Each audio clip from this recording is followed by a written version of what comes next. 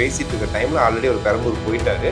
அங்கே ஒரு அலுவலகம் அமைச்சிருக்காங்கல்ல, ஸோ அங்கே தான் வந்து போயிருக்காரு. அங்கே போய் பெண்கள் கூட சேர்ந்து அந்த கோலம்லாம் போட்டுட்ருக்காரு. ஏன்னா அந்த கோலம் போடுங்கன்னு சொன்னதுக்கு அப்புறமா இன்றைக்கி நிறைய இன்ஸ்டாகிராமில் பார்க்குறோம், எங்கள் விஜய் அண்ணாக்காக நாங்கள் கோலம் போட்டிருக்கோம் சொல்லி பெண்கள், குழந்தைகள் எல்லாம் ஆதரவு தெரிவித்து நிறைய பேர் பெண் குழந்தைகள்லாம் வந்து கோலம் போட்டு அவரை டேக் பண்ணி போட்டுட்ருக்காங்க. ஸோ அவருடைய அலுவலக வாசலில் கோலம் போட்டிருக்காங்க. அது வந்து ஒரு கரெக்ஷன்லாம் பண்ணுற மாதிரி ஒரு விஷயம் பண்ணிவிட்டு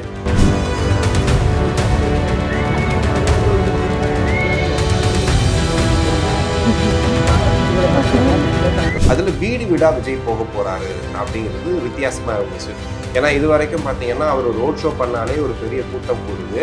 அதுவும் பெரம்பூர் மாதிரி ஒரு ஏரியானும் போது ரொம்ப சின்ன சின்ன தெருக்கள் இருக்கும். அதில் ஒரு ரோட் ஷோ பண்ணுறதே பெரிய விஷயம் அப்படின்ற மாதிரிலாம் பேசியிருந்தோம். இப்போ கொளத்தூர்லேயும் பார்த்தோம், ஒரு பெரிய க்ரௌட் அவரை ஃபாலோ பண்ணிட்டு வருது. ஸோ இதுக்கு மத்தியில் எப்படி வீடு வீடாக போக போகிறாங்கிறத தெரிஞ்சுக்கிறதுக்கு எனக்கும் ரொம்ப ஆர்வமாக தான் இருக்குது. ஏன்னா ஒவ்வொரு வீட்டுக்கும் போய் அவர் வந்து வாக்கு கேட்குற மாதிரி ஒரு நார்மலாக ஒரு வேட்பாளர் கேட்குற மாதிரி கேட்க முடியுமா? ஏன்னா அவர் வந்துட்டு ஒரு ஸ்டார்ன்ற அந்தஸ்தில் இருக்காரு. நீ விஜய் ஒரு தடவை பார்த்துடணுன்ற மாதிரியான எண்ணங்கள் நிறைய பேருக்கு இருக்குது. இப்போ பெரம்பூர்னு எடுத்துகிட்டா பெரம்பூர் மட்டும் கிடையாது, இவர் வந்திருக்காருன்னு தெரிஞ்சுக்கிட்டாங்கன்னா நிறைய இடங்கள்ல இருந்து மக்கள் வர்றதுக்கு வாய்ப்பு இருக்குது. ஸோ பெரம்பூரில் வீடு வீடாக சென்று விஜய் பிரச்சாரம் அப்படிங்கிறது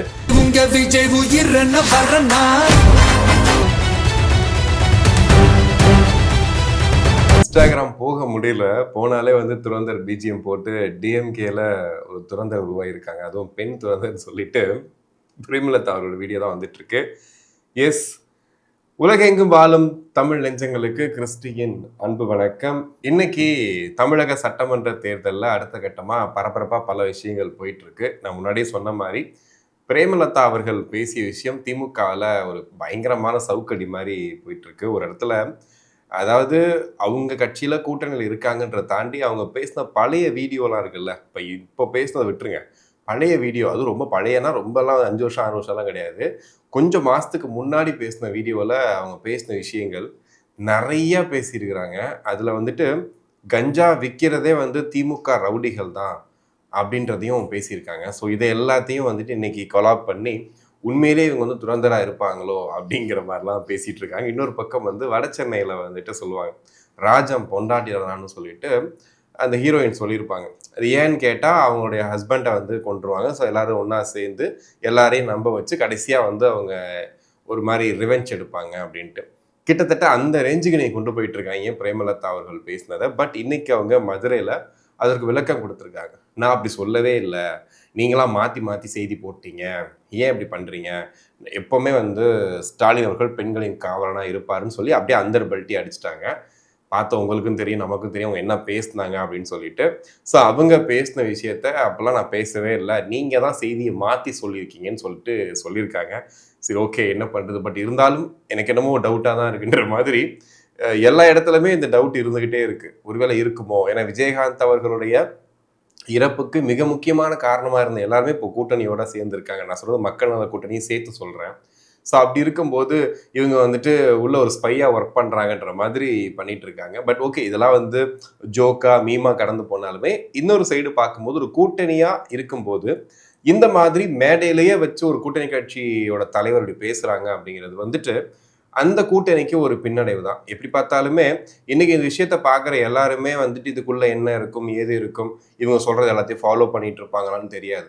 மொத்தம்படியாக பார்க்கும்போது அவங்க சொன்ன விஷயம் கரெக்டு தானே, அதில் ஒன்றும் தப்பு இல்லையே, நடந்துக்கிட்டு தானே இருக்குது. இப்போ பாலியல் குற்றச்சாட்டுகள் வந்துக்கிட்டு தான் இருக்குது, கஞ்சா பழக்க வழக்கத்தினால தான் நடக்குதுங்கிறதும் தெரியுது. இப்போ ரீசெண்டாக கூட மீஞ்சூரில் பார்த்தோம் இல்லையா, ஒரு பொண்ணு மாடியில் வந்து படிச்சுட்டு இருக்கும்போது உள்ள வந்து 3 பேர் வந்துட்டு கஞ்சா பழக்கம் வச்சிருக்கக்கூடிய 3 பேர் போய் அவங்கள அந்த பொண்ணை வெட்டியிருக்காங்க. ஸோ இது விஷயங்கள் நடந்துக்கிட்டு தான் இருக்குது. அதாவது நடந்திருக்கு கிடையாது, நேற்று நடந்திருக்கு அப்படிங்கிறத நம்ம சொல்கிறோம் இல்லையா.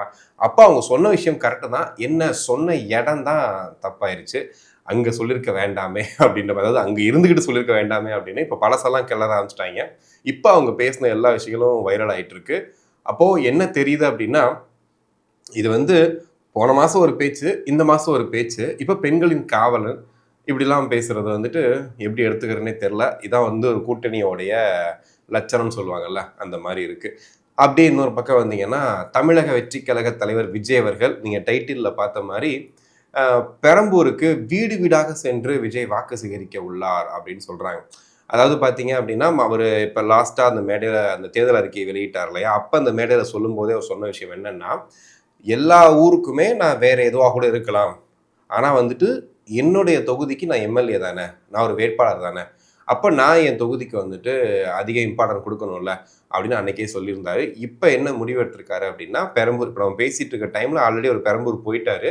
அங்க ஒரு அலுவலகம் அமைச்சிருக்காங்கல்ல. ஸோ அங்க தான் வந்து போயிருக்காரு. அங்க போய் பெண்கள் கூட சேர்ந்து அந்த கோலம்லாம் போட்டுட்டு இருக்காரு.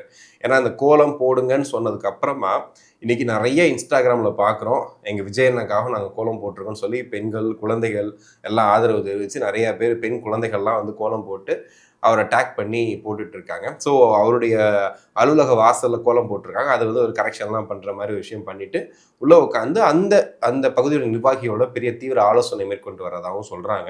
அதுல வீடு வீடா விஜய் போக போறாரு அப்படிங்கிறது வித்தியாசமா இருந்துச்சு. ஏன்னா இதுவரைக்கும் பார்த்தீங்கன்னா, அவர் ரோட் ஷோ பண்ணாலே ஒரு பெரிய கூட்டம் கூடுது.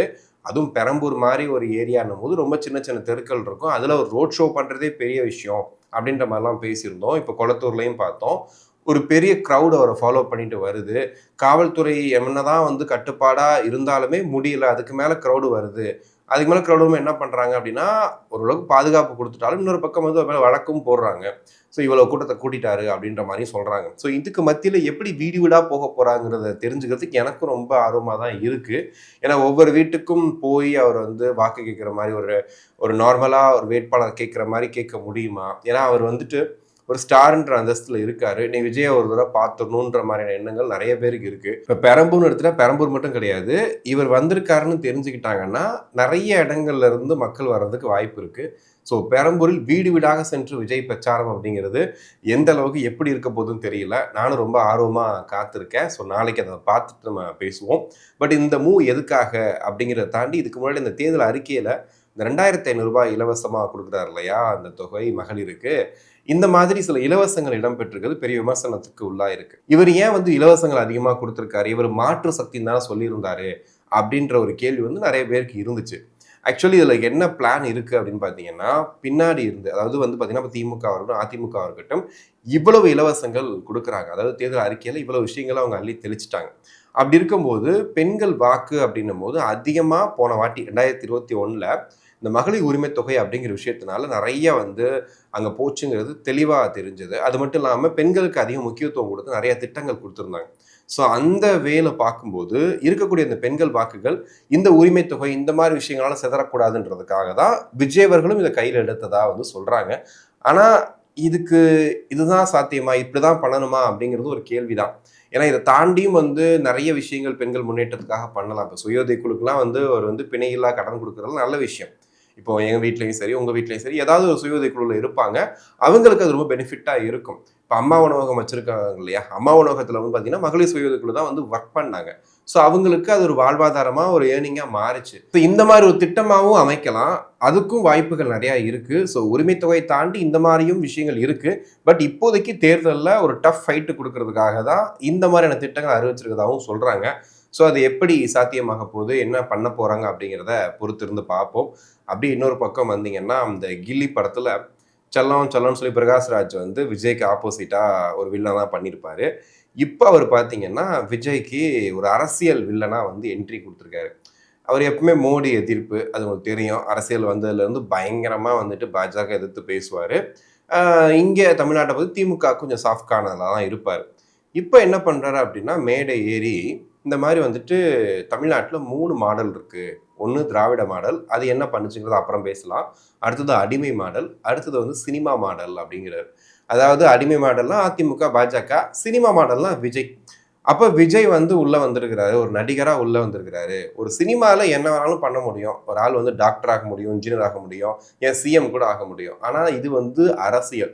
இதுல எப்படி நீங்க பெரிய ஆள் ஆவீங்க? அப்படின்ற மாரி வந்து பேசியிருக்கிறாரு. அவரும் ஒரு சினிமா நடிகர் தான். அவரும் அரசியலுக்கு வந்திருக்கிறாரு. அவரும் பல போட்டிகள பார்த்திருக்கிறாரு. அப்படின்னும்போது அவரே வந்து எப்படி சொல்றாரு அப்படின்னா, ஒரு கட்சிக்கு சார்பா பேசணும். ஒரு கட்சி சார்பா வந்து நம்ம வந்துட்டு கூப்ட்டுருக்காங்க. அவங்களுக்கு சார்பா பேசணும் அப்படின்றதுக்காக, இவ்வளவு நாட்கள் விஜய் செல்லம், விஜய் வந்து அப்படிப்பட்ட இப்படிப்பட்டவர்லாம் பேசிட்டு, இப்ப அரசியல் ரீதியா வரும்போது எதிர்க்கிறாங்க. அதாவது எதிர்த்து சில விஷயங்கள சொல்லணும்னு சொல்லி புஷ் பண்றாங்க. இவரு சொல்றாரு. அது எப்படி இருந்துச்சு அப்படின்னா, அப்ப இவ்வளவு நாட்கள் பார்த்த முகம் வேற, இப்ப பார்க்குற முகம் வேறயா? அப்படிங்கிற மாரி இருக்கு. அதுவும் கம்யூனிஸ்ட் மேடையில ஏறி நின்னுட்டு, இந்த மாதிரி அவர் பேசிட்டு இருக்காரு. அதாவது நடிகனா நீ வந்து அரசியல் இது வரைக்கும் நீ ஏதாவது பேசியிருக்கியா? நான் எவ்வளோ அரசியல் பேசியிருக்கேன்? நீ ஏதாவது பேசியிருக்கியா? ஏன் இவ்வளவு நாள் அரசியல் பேசாம இப்போ வந்து நீ அரசியல் பேசிட்டு இருக்க? இப்ப நீ வந்த உடனே சிஎம் ஆயிருவேன்னு சொன்னா அது எப்படி அப்படின்ற மாதிரி பயங்கரமா பேசியிருந்தாரு. பட் என்னதான் இருந்தாலும் வந்து இந்த சமயத்துல ஒரு கட்சிக்கு ஆதரவா பேசுறாருன்றது வந்து வேற. இப்போ வந்து குஷ்பு கூட எடுத்துக்கிட்டீங்கன்னா அவங்க வந்து பிஜேபியில இருக்காங்க. பட் அவங்க கிட்ட போய் இந்த தேர்தல் அறிக்கையை பத்தி பேசும்போது அவங்க ரொம்ப வந்து சாஃப்டா ரொம்ப என்ன சொல்றது ரொம்ப கரெக்டா ஒரு விஷயம் சொல்லியிருந்தாங்க. இவர் இப்பதாங்க அரசியலுக்கு வந்திருக்கிறாரு, வந்து ஒரு விஷயத்த பண்றாரு, பண்ணட்டுமே, அது அவருடைய கடமை தானே. ஒரு தேர்தலுக்கு தான் ஒரு கடமை கொடுத்துட்டாரு, அது மக்கள் முடிவெடுக்க போறாங்க, இதுல என்ன இருக்கு அப்படிங்கிற மாதிரி சொல்றாங்க. இன்னமும் ட்ரிகர் பண்ணி கேட்கறாங்க.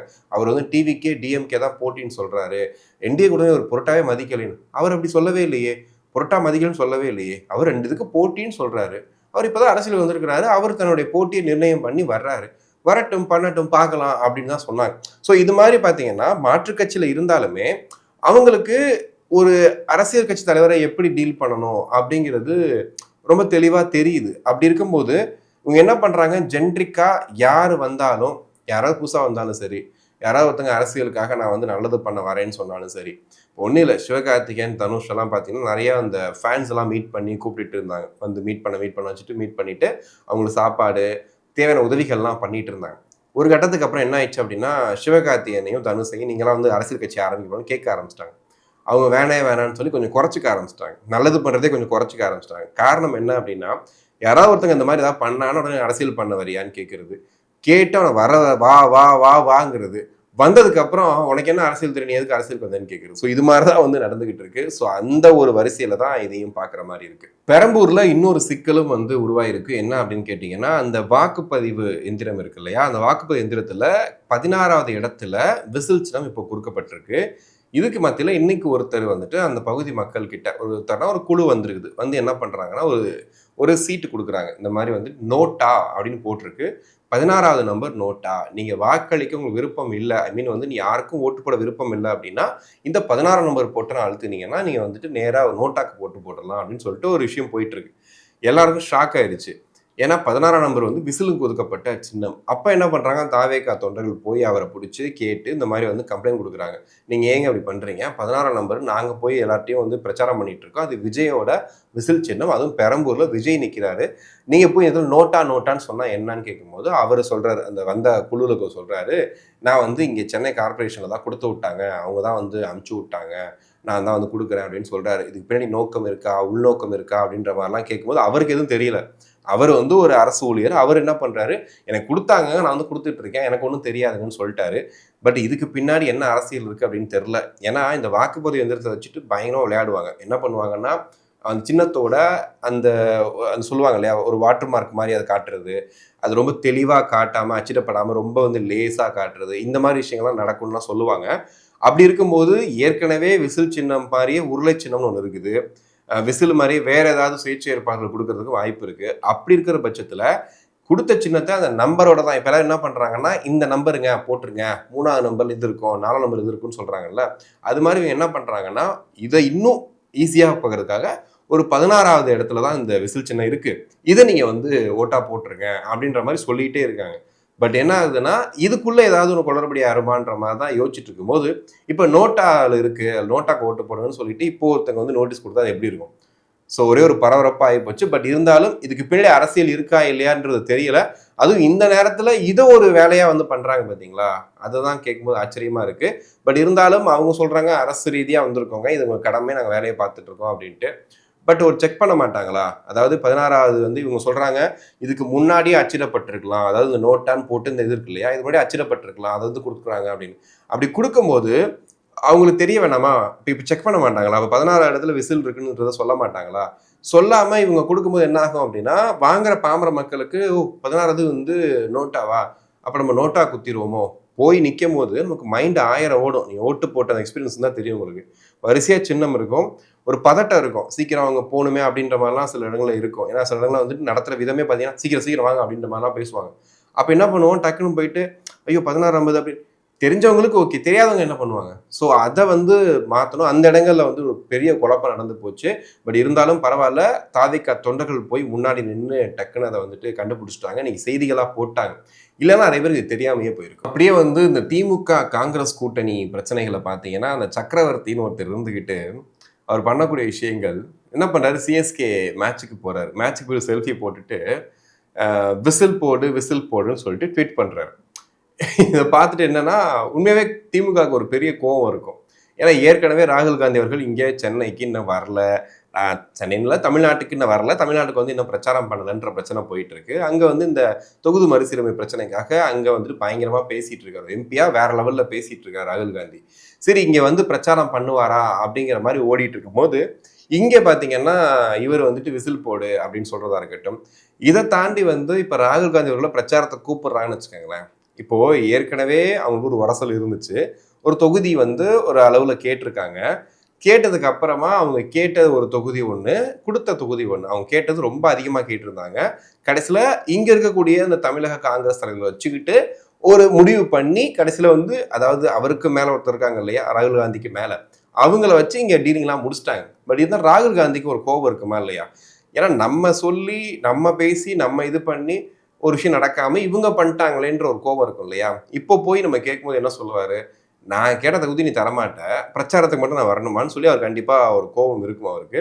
அதே மாதிரி இன்னொரு பக்கம் பார்த்தீங்கன்னா, இங்கே இருந்து இப்போ இவங்க நம்ம இந்த திமுக என்ன பண்றாங்க, ஒரு ட்ரை பண்ணணும்ல, இப்போ வர சொல்லி அவங்கள உட்கார வச்சு ஒரு விஷயம் பண்ணணும் அப்படின்னு சொல்லிட்டு, அதுவுமே இன்னும் மெர்ஜ் ஆகாம இருக்கு. ஏற்கனவே பார்த்தீங்கன்னா, இப்போ இங்கே வந்துட்டு விசிகால திருமாவளவர்கள் ஒரு அதாவது கூட்டணி கட்சிகளை மேடைகளை ஒன்னாவே பார்க்க முடியல. குறிப்பா திருமாவளவர்கள் அதிகமா முன்ன மாதிரி ஒரு பெரிய கான்ஃபிடண்டோட இறங்கி பண்றாரான்னு கேட்டா அப்படி கிடையாது. அவருமே ரொம்ப தொய்வோட தான் போயிட்டு இருக்காரு. இன்னொரு சைடு இப்ப காங்கிரஸ் வந்து ராகுல் காந்தி இங்க வந்தாலுமே ஒரு இன்முகத்தோட ஒரு ஹாப்பியா வந்து பிரச்சாரம் மேற்கொள்வாரா அப்படிங்கிறது பெரிய டவுட் தான். ஏன்னா அவருக்கு ஒரு ஈகோ கண்டிப்பா இருக்கும். நான் சொல்லி நடக்கல, நீங்க வந்து பண்றீங்களா அப்படின்றது கண்டிப்பா இருக்க தான் செய்யும். ஸோ அதனால ஒரு பெரிய பிரச்சனை திமுகல இங்க வருமா அப்படிங்கிற மாதிரியும் இருக்கு. இதை தாண்டி இந்த தொகுதி மறுசீரமைப்பு பிரச்சனை வந்து இன்னைக்கு நாடாளுமன்றத்தில் பயங்கர விவாத பொருளாக மாறிச்சு. ராகுல் காந்தி அவர்கள் லெஃப்ட் அண்ட் ரைட் வாங்கிட்டாருன்ற மாதிரி நிறைய விஷயங்களை கேட்டிருந்தாரு. குறிப்பாக தென் மாநிலங்களோட அங்கீகாரத்தை நீங்கள் கெடுக்குறீங்க, நீங்கள் இப்படி பண்ணக்கூடாது அப்படின்னு சொல்றதுக்கு அங்கே அமித்ஷா அவர்கள் ஒரு விளக்கம் சொல்றாரு. என்ன சொல்றாரு அப்படின்னா, இப்போ நம்ம வந்து இதோட நம்பர்ஸை இன்க்ரீஸ் பண்றோம். அப்போ இன்க்ரீஸ் பண்ணும்போது பார்த்தீங்கன்னா இப்போ தமிழ்நாட்டில் 39 தான் இருக்கு. இது 57 ஆகிறதுக்கும் 59 ஆகிறதுக்கும் வாய்ப்புகள் நிறைய இருக்கு. அப்படி பார்க்கும்போது உங்களுக்கு வந்து அதிகார பகிர்வு ரொம்ப அதிகமாக தான் இருக்கும். ஸோ இங்க ஒரு விஷயம் பண்ணும்போது உங்களுக்கும் ஒரு பெரிய அதிகாரம் இருக்கும் அப்படிங்கிற மாதிரி சொல்றாங்க. பட் இங்க என்ன கனிமொழி அவர்கள் உட்பட நிறைய பேர் என்ன சொல்றது என்ன அப்படின்னா, ஓகே, இங்க எம்பி கனிமொழி உட்பட நிறைய பேர் சொல்ற விஷயங்கள் என்னன்னு பார்த்தீங்கன்னா, இப்போ நீங்க ஒரு முடிவு எடுக்கிறீங்க, ஒரு சட்ட மசோதா வந்து தாக்கல் பண்றீங்க அப்படின்னா, இப்போ தமிழ்நாட்டில இருந்து ஒரு அளவு கணிசமான எம்பிக்கள் கொடுக்கக்கூடிய அந்த வாக்குகள் ரொம்ப முக்கியமா பார்க்கப்படும். அப்ப எங்களுக்கு அது சரியா இருக்குமா இல்லையான்னு டிசைட் பண்றதுக்கான அத்தாரிட்டி எங்கள்கிட்ட இருக்கும்.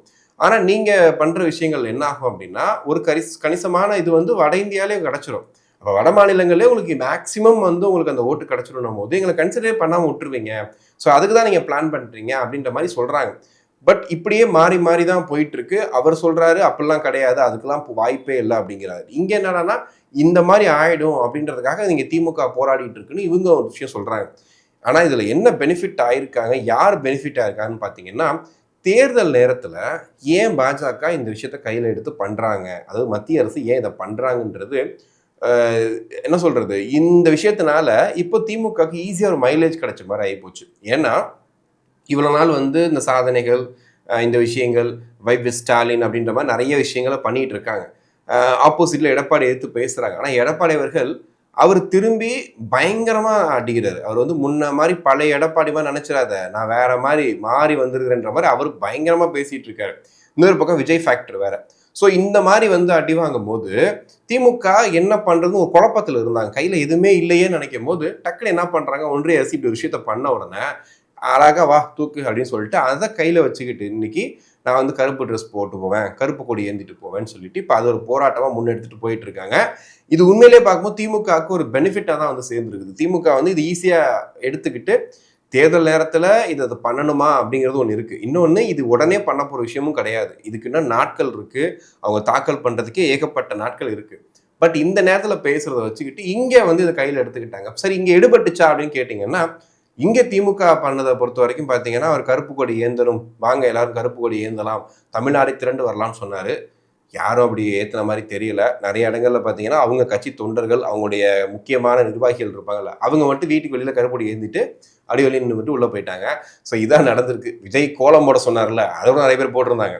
பட் இந்த மாதிரி கருப்பு கொடி யாருமே ஏந்தலை. ஏன்னா இந்த விஷயத்தை பற்றின ஒரு விஷயம், அதாவது சீரியஸ்னஸ் வந்து இன்னும் வந்து கரெக்டான விஷயத்தை எட்டப்படலை. அது வந்து கண்டிப்பாக மக்கள்கிட்ட போய் சேரலை. ஏன்னா பிரச்சாரம் ஒரு பக்கம் போயிட்டு இருக்கும் போது இந்த விஷயத்தை கையில் எடுத்து இவங்க பெருசா ஒரு பதட்டத்தோட சொல்றாங்க, இந்த மாதிரி ஆயிடும், இந்த மாதிரி ஆயிடும், இந்த மாதிரி ஆயிடும்னு சொல்லிட்டு. பட் அங்க இன்னும் இது என்ன ஆரம்பிக்கிறவங்க வெயிட் பண்ணுங்க, பேசுவோம், பண்ணுவோம் அப்படின்ற மாதிரி இருக்கு.